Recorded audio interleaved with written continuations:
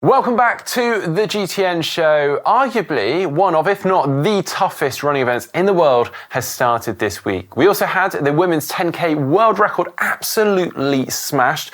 Unfortunately, there's also still doubts and worries over the Paris Olympics water quality, and an innovative project to recycle heat to warm swimming pools in the UK has begun.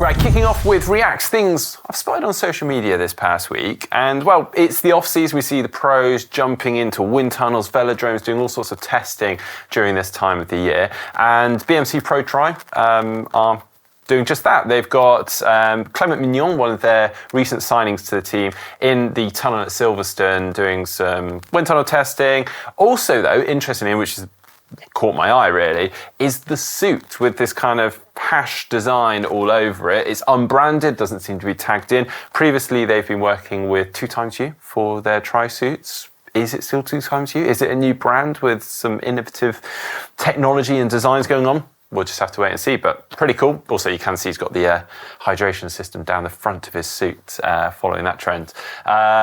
Moving on, and we have probably, if not the hardest and toughest running event in the world starting this week. It's the Spine race, the ultra running race. It actually starts from Edale in England, runs all the way up to Kirkjættholm in Scotland. It's 268 miles or 431 kilometres. Takes in a heck of a lot of elevation and, well, it's the winter here in the UK and it takes in some pretty ridiculous conditions. We've seen shoelaces freezing over and eyelids freezing and all sorts, and people just having to pull out due to the weather and conditions in the past. But yeah, it is underway at the moment, and we've actually had one of our first notable withdrawals, and that comes from John Kelly, who actually is a very renowned runner, an ultra runner. He holds various fastest known times around the world. In fact, he actually used to be a triathlete and raced at the Ironman World Championships in the past. He actually withdrew fairly early on, and he was actually one of the old course record holders for this event. But the race is still, well, at the time of filming this, still going on. We've actually got a notable female athlete racing that some of you might recognise the name of, Lucy Gossage. She's actually an ex-pro triathlete. She's now just a full-time doctor, but still obviously doing some pretty crazy stuff on the side. She's actually previously done Patagon Man and Norseman. In fact, she has won those. She's actually in the mix in the top 3 at the time of filming this. She's actually an hour ahead of ultra runner legend Nikki Spinks. Claire Banworth is currently in the lead by over an hour, but still about half of the race to go. Anything can happen. So let's see. And also Sean Conway, who did the Iron 105, 105 iron distance triathlons in 105 days, has got stuck into another crazy event, because that's what he does best, the Strathputher, which is a 24-hour mountain bike race, completing numerous laps, as many laps as you possibly can within 24 hours. But what really caught my eye was that Sean is currently doing his 496 challenge, which is running the distance for the day in January. So on the 15th of Jan, he'll run 15k, on the 16th of Jan, 16k, and so on and so forth. He made sure he kept this going during the Strathputher, so he stopped and ran 14 or 15 kilometres in the middle of Strathputher, jumped back on his mountain bike and carried on. Absolutely mental, and probably still did very well. I haven't actually seen the results. Fair play. And then finally, Joe Skipper posting up this a few days ago, him standing in a weighted vest, challenging anyone to take him on in a 5k. He said he'll be weighing 105 kilograms with the vest on. I'm assuming the vest weighs a little bit more than just a few kilograms. I don't think Joe weighs 100 kg. Probably more around the 80 kg or less. So pretty weighty vest. And, well, he did it. He's posted up a few videos of people taking him on. He looks like he took it really in his stride. He hasn't posted the time up of what he completed it in, so we're going to have to stay tuned for that. But fair play, pretty impressive. Well, now for the Tri News, and starting with some absolutely mind-blowing running from the weekend. Kenya's Agnes Djerek ran a new 10K world record, absolutely obliterating the previous one and becoming the first woman to ever run under 29 minutes for the distance. Now, to clarify, this is for the mixed women's world record, which means a women's race within a mixed or men's race, meaning that they can be assisted or paced by the men within the race. Now, she set a time of 28:46, so taking an incredible 28 seconds off the previous record, and that was at the Valencia 10K this weekend. Now, amazingly, and I don't know if this is the first time or not, maybe someone out there can clarify and let me know, this is actually quicker than the 10,000 metre world record on the track, which, well, I don't recall ever happening before. Normally it's the other way around, so absolutely phenomenal. In case the name rings bells, Eric actually also was the woman that broke the 10K women's only record last year. I think it was September last year, when she ran a 29:24, only to find out 2 weeks later that the course was 25 metres short and therefore wasn't verified and official.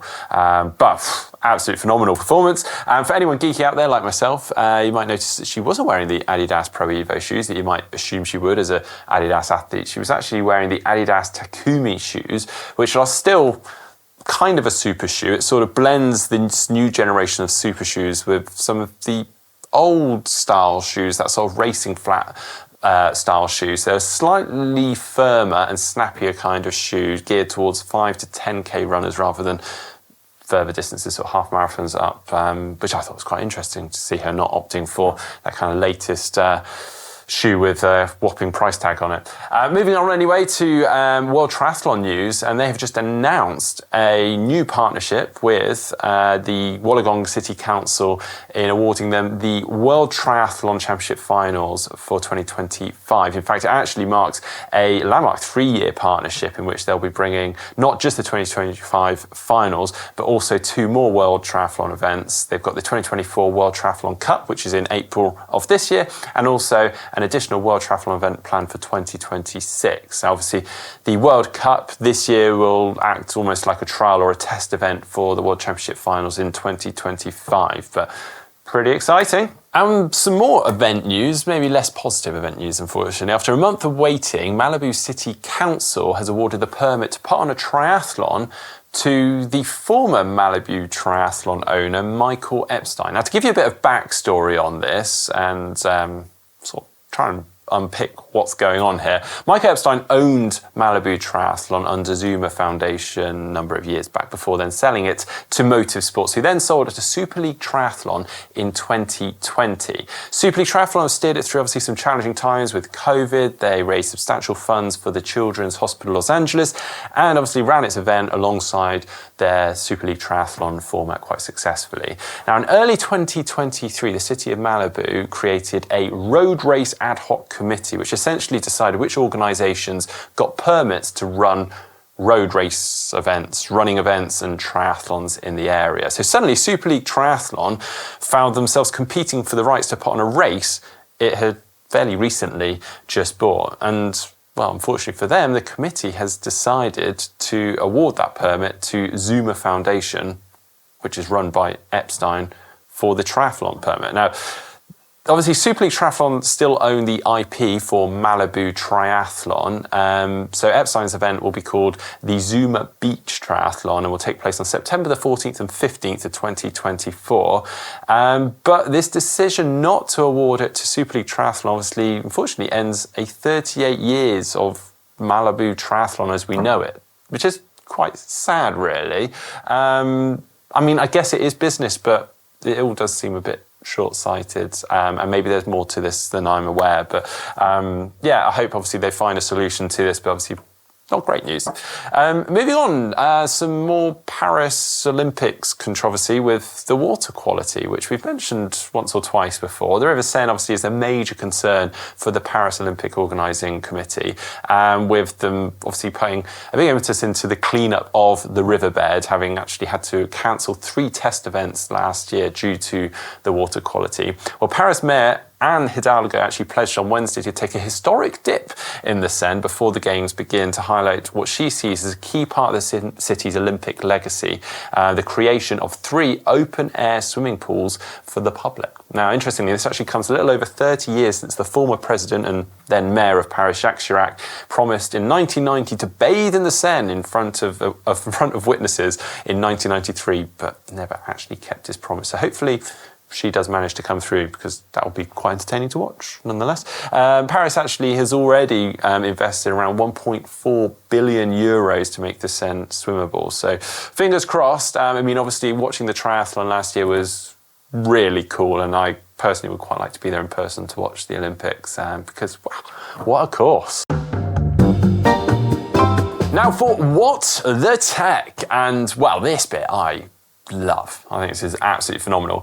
Up to 150 public swimming pools in the UK could be offered an innovative way to cut their energy bills and heat their swimming pools by recycling the heat from computer data processing centres after a £200 million investment from Octopus Energy into a green tech firm. Now, this tech startup called Deep Green has actually already piloted this idea before in Exmouth in Devon by using these data processing centres and the heat that comes off them to heat the swimming pools. And it's been very successful. And they're hoping to try and use this investment to roll it out into more swimming pools. Now, the idea apparently could go well beyond obviously just swimming pools. If just 1% of the data centre demand in the UK operated on their servers, this is the Deep Green servers, they said that they could deploy in every public pool in the country. Now, this obviously comes at a very good time, because leisure centres, which have been hit pretty harshly recently due to soaring energy bills and just the cost of living crisis,